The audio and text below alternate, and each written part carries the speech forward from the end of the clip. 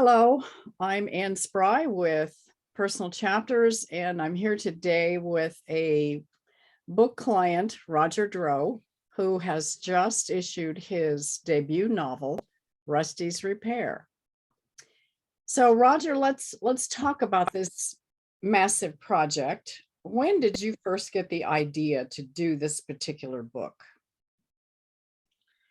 Well, I started auditing writing classes at Washburn University, and the classes were workshops, and you had to write stories to be discussed in class. And I wrote this first story, which is the first chapter of my book, for class, and it was well received, and I realized that it wasn't long enough.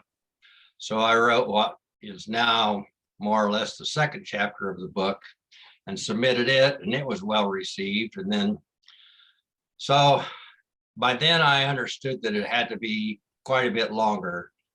So I worked on it on and off to turn it into a novel. And did you have your professor's guidance and assistance through that whole process, or were you pretty much on your own? Well, the first class that I took was from with Dennis Etzel at Washburn, and he made a statement that stuck with me, that there's a story in anything you look at. Well, there was this old barn that I thought was neat, that was out by where I lived growing up in Fairfield, Iowa. And I always wanted to write something about it. And then I thought about, I read a couple of books that my wife gave me. One of them was Where the Crawdads Sing.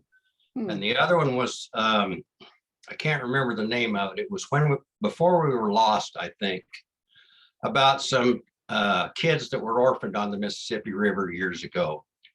And they ended up in orphanages and spent their life looking for each other. So that was the inspiration of my story. The barn, which was up on top of the hill, which was owned by the old man that befriended Rusty, who was the young boy who would end up being orphaned. So I put the two together, and that's how I developed my storyline. And it just, after I got started and I knew where the story was going to go, it just kind of wrote itself. I had to write about places that I was familiar with, so that gave it a personal touch and an inspiration for me to continue, and that's how it happened. Fascinating. So you took the inspiration of a barn, yeah, and the inspiration of two books that you had read and put them together. So correct.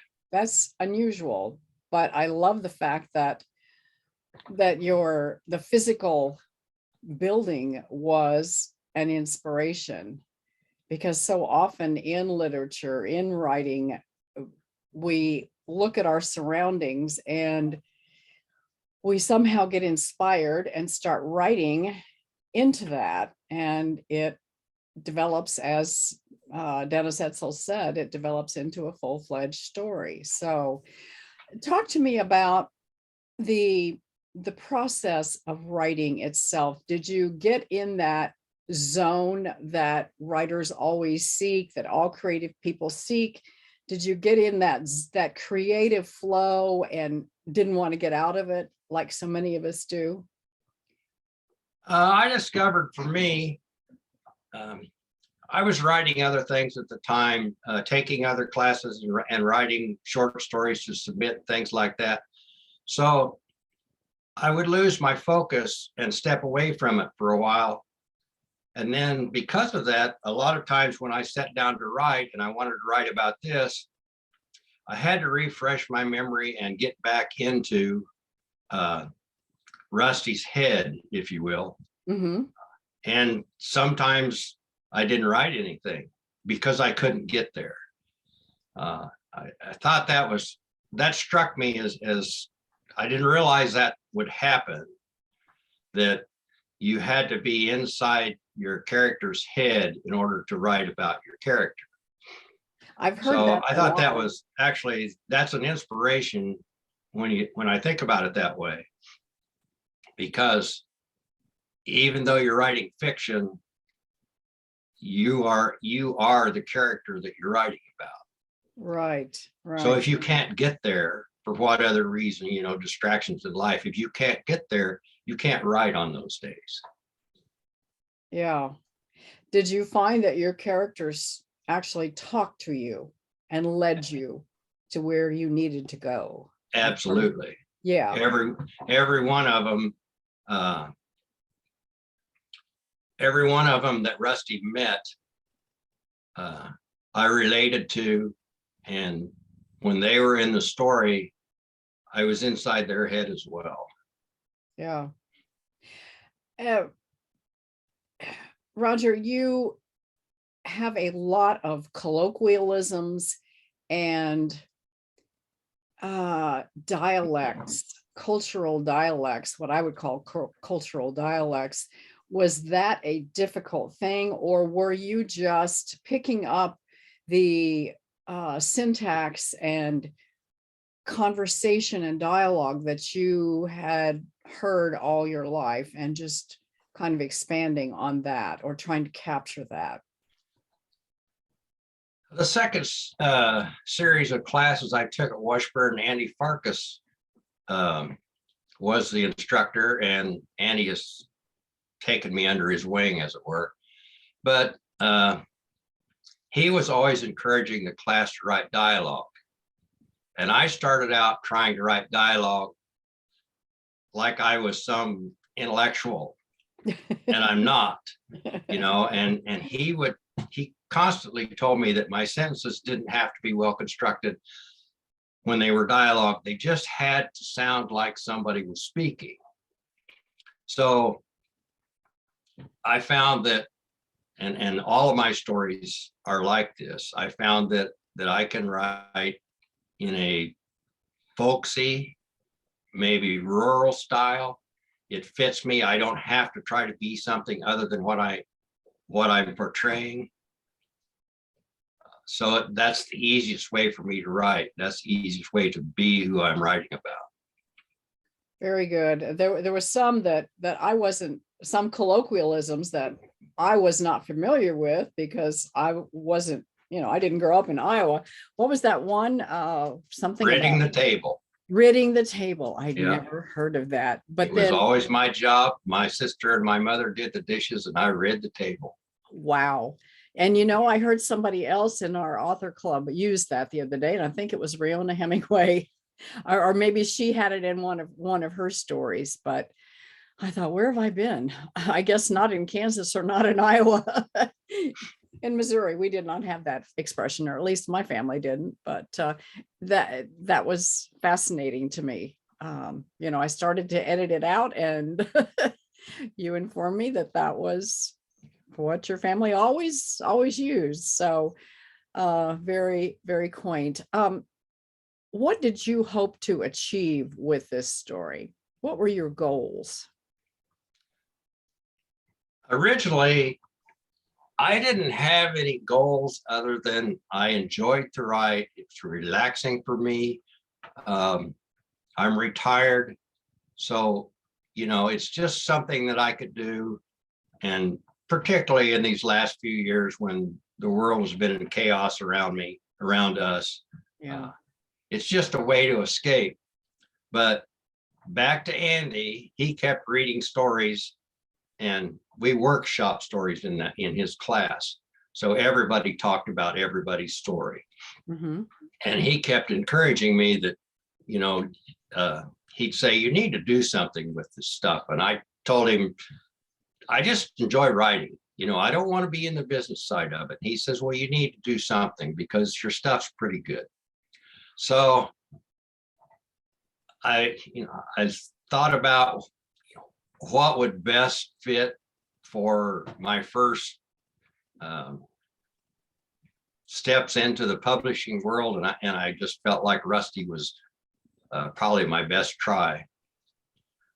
So that's where you came in and we worked on it. It took almost a year from the time that I decided that I was going to do something with it till we got it ready that it was presentable and could be published. Did you, I can't remember, did you ask Andy to do a blurb for your book? Yes, I did. Okay. And he's kind of quiet and reserved. He's probably one of the most knowledgeable people I've ever known. And I asked him if he was on break. It was his term to be home, and he lives in Ohio. I emailed him and told him what I was doing and asked him if he would write a little blurb for me. And he said, wrote back, give me a few days and I'll send it to you. And he sent me this wonderful thing that just knocked my socks off. So then when I next talked to him in person, I said, I didn't expect anything that nice, that complete. And I said, why did you do all that for me? And he said, I just thought that your work is that good. Wow. So How encouraging, how encouraging. And it sounds to me like in your case, it was essential to have a mentor, to have someone encouraging you through this process, because it's not for the faint-hearted, is it? no, other than I generally, when I have a goal or something that needs to be done, I do it.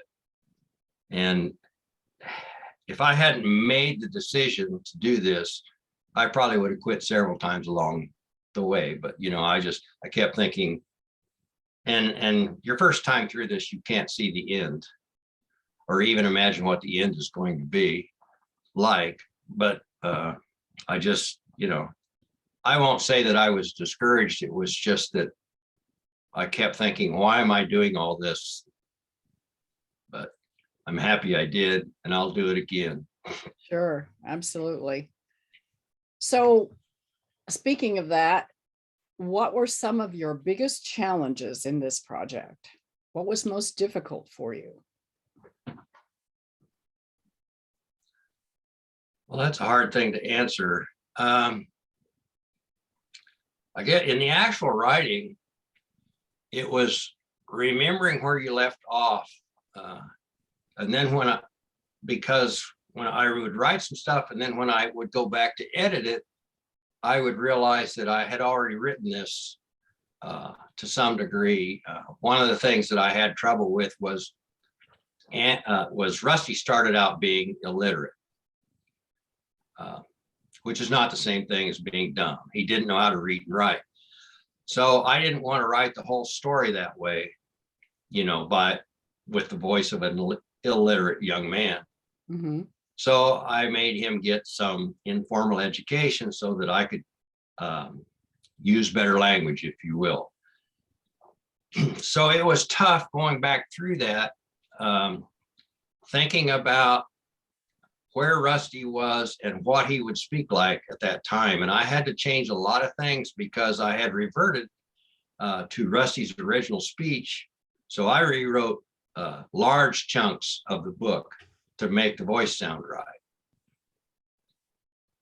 Or correct would be a better way to say it. Yeah, yeah.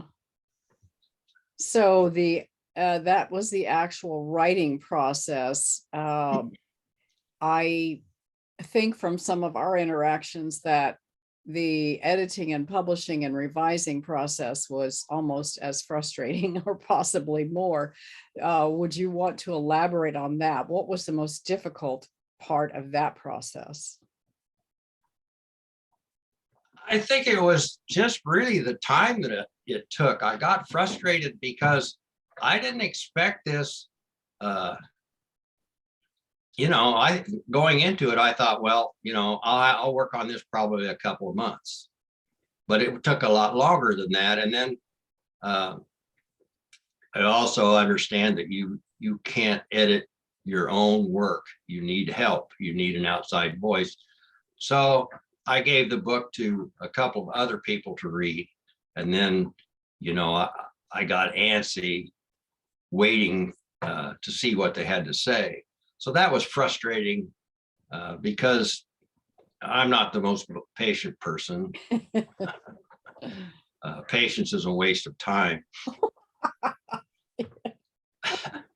So just, the hard part was just the amount of time that it took to get it done.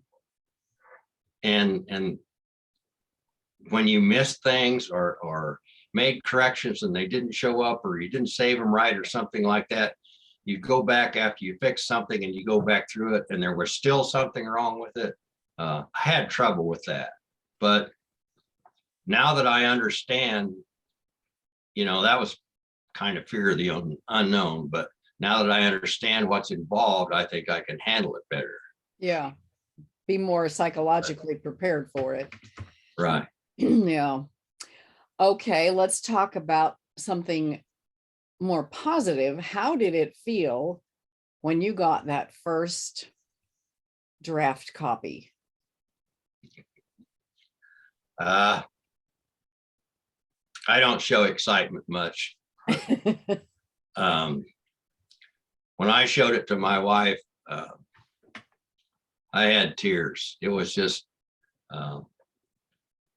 it was up there with some of the best things that have ever happened to me in my life. I won't say it was on the same level with having your children born and things like that, but it was up there.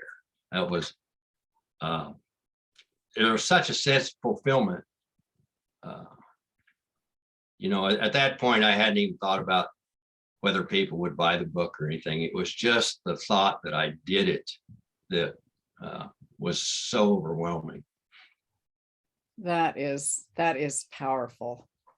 That's a really good testimonial for the reasons that we do this writing business. I mean, and it is kind of a birth, isn't it? I mean, you're birthing something that you've created and agonized over and put so much effort into. So, I know you're putting it out there for other people to see. Yeah. So you're sharing your soul, basically. Mm-hmm. So, okay. Is there any advice that you would give to people who are considering publishing a book? What would you tell them or advise them? Well, I think it comes back to the fear of the unknown. It isn't that bad. It's no big deal. Anybody can do it. All you have to do is make the decision that you're going to do it and then follow through. There's nothing in this that causes injury or it's going to make you quit writing or anything like that. It's just, and once you relax, you can enjoy the ride. Looking back on it, it was more fun than I realized at the time. But you just forgot to have the fun while you were in it, right? Uh-huh. So, I don't much like this expression, but if you think like this, if you think this is something that you would like to do, just do it. Just make up your mind and do it. If you think your writing is any good, other people will too. It won't be unanimous. So getting to share your story with other people, having them read your work rather than just having a face-to-face discussion with one person is worth whatever work that you have to do to make your book real. So, if you think you want to do it, do it. And enjoy the journey while you're doing it, right? Mm-hmm. What kinds of affirmations have you received, Roger, from your family and friends about Rusty's Repair? I understand the bias from a lot of the people. Friends and family aren't going to tell you that your work stinks. But at the same time, they don't have to say things that are so nice either, and I've heard my sister was just, who was also not an emotional person. She just was gushing all over the book when we talked about it. You know, she was proud of her little brother, but she didn't have to do that. And then I have friends of friends, you know, that during this writing process, a lot of people knew I was writing this book. And once I decided to do the publishing part of it, several people knew that I was doing that. So they told friends, people that I don't know, about the book, and those people bought the book. And then Wow. those people commented. And again, you know, it was, their comments were much nicer than they needed to be. So that's made the whole process really nice. It's in such an encouragement that people would, especially in this day and age, that people would go out of their way to respond. You know, I've had people write me letters, which is a thing of the past, you know, in addition to emails and texts and things like that. But the reward is hearing those people say that they liked your work. And that's really all I wanted, past just the joy of writing. All I wanted was some positive feedback. And I know everybody isn't going to like my book, and it is not going to be a bestseller probably, but you know, it's not going to turn into a movie, but that's not the point. You know, the point is I enjoyed writing, and a lot of people have really liked it. Very good. Very good. So what are your next projects? I know we talked about this in the author club meeting this month, Well, but you might want to, or last what month. started me on this whole writing kick is I wanted to write a memoir, because when I was growing up, I had a grandpa who I worshiped, and he had apparently, and his brothers had been pretty ornery growing up in Milford, Illinois before the turn of the century. And I wanted him to tell me stories, and he never would. And I suspect my mother, his daughter, wouldn't let him tell me, because they may have spent nights in jail. I don't know, because he never would tell me. He'd always say, well, we don't have time right now, or maybe later, or something like that. Well, when I got finally old enough that he could tell me stories, he couldn't remember. So I thought I would write a memoir about what it was like for me growing up in Fairfield, Iowa in the 1950s, for my kids and grandkids. And so I took classes. That's what inspired me to take classes at Washburn to try to make it better. Well, I don't doubt that memoir is done, and I don't know that anybody will ever see it outside the family, because some of it's pretty personal. But I also wrote 2 stories early on about motorcycle rides that 2 friends and I took. We would just take off and go somewhere. We had a destination in mind, but we were retired, and we had an allotment of free time from our wives, if you will, that, you know, a reasonable amount of time we were expected to be home, but that was the rules. We tried to go back roads and stay in period motels and eat in old family-owned restaurants and things like that, you know. So I wrote, we did 7 rides, 1 a year, and I wrote a book about that. So now it's the first thing I wrote before I took any classes, and it's not very good. So I've started going through that. I'm about halfway through the first one, editing it. And I think if and when I publish the next book, the first one will be Old Dogs on Hogs, the White Gravy Trilogy, which is the first 3 rides. And then the second one is More Dogs on Hogs, More Gravy and Pie 2, TOO. So that, I think that'll be my second project. I have a book of short stories, which is done, but Andy Farkas says those things don't sell. So I thought I'll do this next. Yeah. So the next thing that'll come out will be Old Dogs on Hogs, the White Gravy Trilogy. That sounds fascinating. That sounds like a great read. I can't wait to look at that one. So, okay, well, thank you, Roger, for all the insight that you gave us today on writing and on becoming an author, a first-time author, and congratulations on all your hard work. Thank you. It's been fun. I'd recommend it to anyone that writes.